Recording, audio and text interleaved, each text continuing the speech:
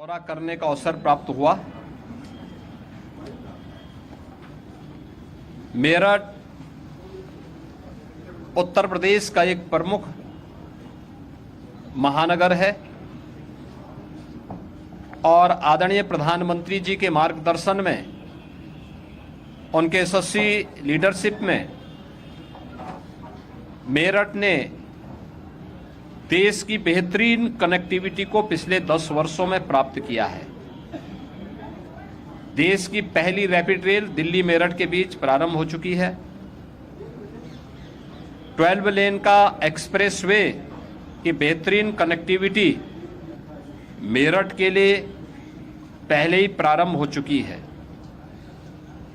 मेरठ से लखनऊ और प्रयागराज के लिए गंगा एक्सप्रेसवे का निर्माण अंतिम चरणों में चल रहा है और इस बार बजट में हम लोगों ने मेरठ से हरिद्वार के बीच गंगा एक्सप्रेसवे को एक्सटेंड करने का भी निर्णय लिया है। प्रदेश का पहला स्पोर्ट्स यूनिवर्सिटी हॉकी के जादूगर मेजर ध्यानचंद जी के नाम पर इसी मेरठ में बन रहा है। आज प्रातःकालीन सत्र में मैंने वहां का निरीक्षण भी किया। मेरठ में बनने वाला ये स्पोर्ट्स यूनिवर्सिटी खेलकूद की गतिविधियों की दृष्टि से मेरठ को, पश्चिमी उत्तर प्रदेश को और उत्तर प्रदेश को आगे बढ़ाने में एक बड़ी भूमिका का निर्वहन करने वाला है। और इस दृष्टि से हम लोगों ने आज वहां पर विश्वविद्यालय के साथ जो बैठक की है, इसके बारे में मैंने उनसे कहा कि सत्र में यही वर्ष इस एक नए सत्र को प्रारंभ करने का स्पोर्ट्स यूनिवर्सिटी का होना चाहिए और इस कार्यक्रम को हम लोग इस सत्र में प्रारंभ कर सकें। प्रारंभिक सत्र यहाँ पर हम लोग सरदार वल्लभ भाई पटेल के इसमें स्पोर्ट्स यूनिवर्सिटी का प्रारंभ करेंगे और नवंबर 25 तक उस यूनिवर्सिटी के कैंपस के बनने की संभावना है, तो उस पूरे कैंपस पर उसे शिफ्ट किया जाएगा। यहाँ पर मेरठ के अंदर बहुत सारे अन्य नए कार्यक्रमों को हम लोगों ने आगे बढ़ाया है। खासतौर पर अभी हाल ही में महाकुंभ प्रयागराज की सफलतापूर्वक संपन्न होने के उपरांत महाकुंभ के पूर्व में हम लोगों ने प्रयागराज सिटी के अंदर इंफ्रास्ट्रक्चर के लिए बहुत सारे कार्यक्रमों को लागू किया।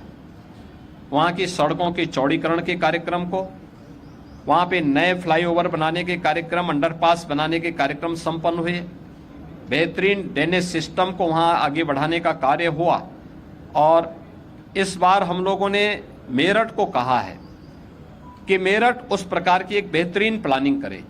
इनर रिंग रोड की समस्या हो, यहाँ के अन्य ट्रैफिक जाम की समस्या हो, वेंडिंग जोन बना करके स्ट्रीट वेंडर को व्यवस्थित पुनर्वास करने की हो, या सिटी के सीवर, ड्रेनेज और सॉलिड वेस्ट मैनेजमेंट की समस्या का समाधान, इन सभी के लिए हम लोगों ने यहाँ पर आज जनप्रतिनिधियों के प्रस्ताव पर मैंने लोकल प्रशासन से कहा है कि सभी संबंधित विभागों के साथ मिलकर के इसका प्रस्ताव तत्काल शासन को उपलब्ध करवाएं, जिससे इस पर आगे कार्रवाई की जा सके। और मुझे पूरा विश्वास है कि समय से ये प्रस्ताव प्राप्त होने के उपरांत सरकार इसके लिए भी आवश्यक धनराशि उपलब्ध करवाएगी, जिससे मेरठ सिटी को अत्याधुनिक सुविधाओं और इंफ्रास्ट्रक्चर से युक्त करते हुए हम लोग इसे और अच्छी सुविधाओं से युक्त करते हुए आगे बढ़ा करके यहाँ के नागरिकों को बेहतरीन सुविधाएं उपलब्ध करा पाएंगे। आज इसीलिए मैं मेरठ में आया था। यहाँ पर हम लोगों ने युवा उद्यमियों के लिए भी एक नई स्कीम को जो लागू किया है, सीएम युवा उद्यमी स्कीम। मेरठ और सहारनपुर कमिश्नरी के 1070 युवा उद्यमियों को आज ऋण वितरण के एक बड़े कार्यक्रम को आगे बढ़ाया है।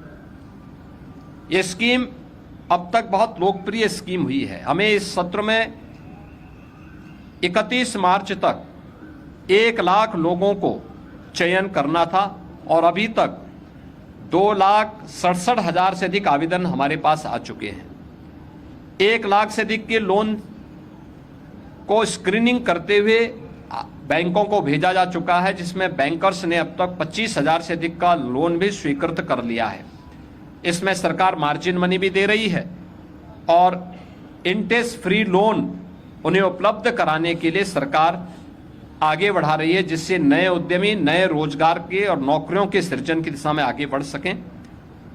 ये स्कीम यहाँ के युवाओं में इसके प्रति काफ़ी जागरूकता थी। मुझे पूरा विश्वास है कि इसका लाभ यहाँ के उद्यमी लेंगे और इसीलिए होली के पूर्व इसकी उपहार देने के लिए ही आज मैं यहाँ पर आया था। मुझे अच्छा लगा, जनप्रतिनिधियों ने विकास कार्यों में भी रुचि ली है और साथ साथ भावी योजनाओं के प्रति भी रुचि दिखाई है। धन्यवाद।